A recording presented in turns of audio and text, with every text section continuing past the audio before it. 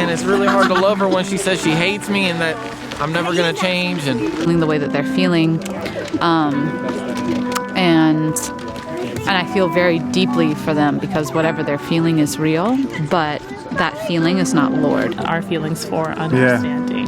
Yeah. So it's like, I hear you. I even understand why you would be feeling that way. Yeah. and I can love people. She was like, okay, let's stay there. Let's keep rocking with that. The identifying with the wound and then living from that place is really disempowering, and too often we communicate that to one another, that that's what we are, and since that's what you are, you'll never be more and better than that. Like, I see that in Will's life. Like, the church communicated to Will that for so many years he was his mistakes, right? So Will, as a 19, 20-year-old, made some mistakes that the church was like, now we got to kick him out, and they did. And my man was deeply wounded by the church, but then in the wound, they kept identifying him as that's what he was. And he believed that lie for 20 years, bro. When you remember what he says about you and you can really internalize it, then at that point, the world quiets down because God starts speaking up. You gotta, to remember, right? You gotta actually know it. And that was what I saw in Will's life. Christian, we were there, right? When we did the week in, it was Massachusetts. Springfield. And Will came every night. And I'm not sure if it was a remembrance, but you heard it. Like, you heard that he loved you as a son and he was not positioning you as the mistake that you had made. It's when I finally figured it out that no matter what I thought I had done and what my church had said about me, God never didn't say that I was a son. He never didn't say it. I just forgot, or I stopped hearing it. Maybe I never heard it. But when I finally heard it, at that point now, no one could tell me what I'm not.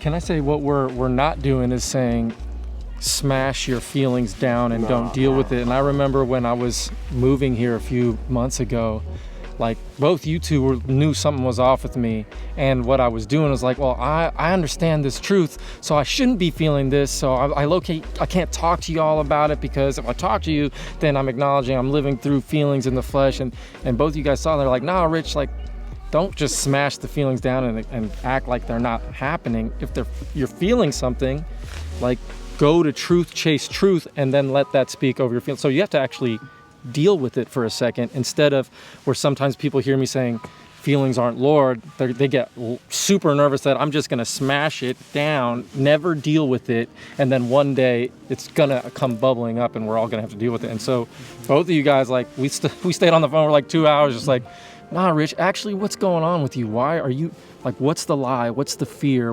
And that was super helpful for me, because, or else I would have just, yeah, man, it's cool, and then emotionally blew up the next day or something. Yeah, feelings are meant to be felt, but feelings are good servants, terrible masters. Right. And that's why they're not Lord.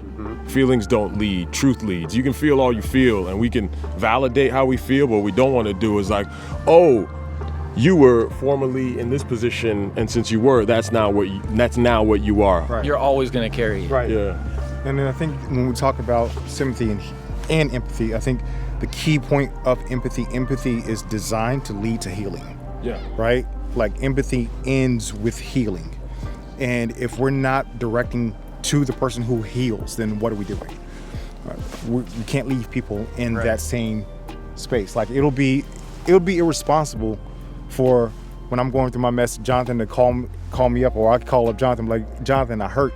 And he's like, man, you have every right to stay in this hurt. It'd be irresponsible for him when he knows where I should be finding healing. What he doesn't do is leave me there. Well, it's like teaching someone to fish, right? Yeah. It's like sympathy is telling them, yeah, I see you really struggling with that fish on that line. Like, let me haul you, give me the pole. Like, stop, I can do better than you, right? Well, empathy is like, yeah, you're there, but like, I know how you know how to fish, right? Like, just do it. Like, you've been taught, like, we've been over this, right? Just like, I don't need to take this thing from you. It's not a struggle that like someone needs to take off your back. It's like, no, you know how to do this. You've been given every spiritual gift. Like, you're there. And we think we're helping. Like, we have this temptation to think, oh, we're just gonna take the burdens off of everyone so they feel good and have all these emotions, right? And like, oh, life is like the Smurfs, right? Just happy and smiling. It's like, no, you feel feelings. Yeah. But you work through them in truth. You don't just push them down. Yeah, nobody's running around and la da da da da da. So one thing that's been really, I don't know if y'all do this, it's been very helpful for me, is like, I'll say like, the thing about naming it, like I know that's really hard. So what do you want from me? Like, do you want me to just sit here and say like, oh, that's really hard? Or, Oh, like, so when do you're you want, talking to when I'm somebody, talking you to actually somebody, say like, what do you want like from navigating that, right? Okay. Because some people like, what do you want from me in this? Like, I understand that sucks. Do you want me to speak the truth? Yeah. Or do you want me to just say like, I'm sorry, that sucks? Because usually like, and people know what I'm gonna say. Yeah. So then it's like, that just presents them like, I'm not trying to force it down their throat or whatever, but it's just like, what do you want? Because if you want that, that's fine. I'll stay here. Yeah, you can. You won't find a whole lot from me here, but if you want me to speak truth, then I will. Otherwise, we can just sit and. Dude, and that's so important. Oh, no, go ahead. Oh, okay. I'll go first. I was gonna say, I know some people are gonna be like, hold up, but Jesus sympathized, or like Jesus is supposed to be like the ultimate sympathizer, right?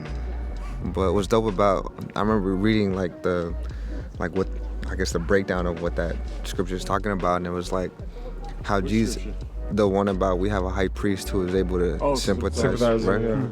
Yeah. And it's like, well, what it's saying is we have a high priest who is able to, he knows what it is that we've been through, because he was one who was able to feel the way we felt, right? He felt our feelings. Right?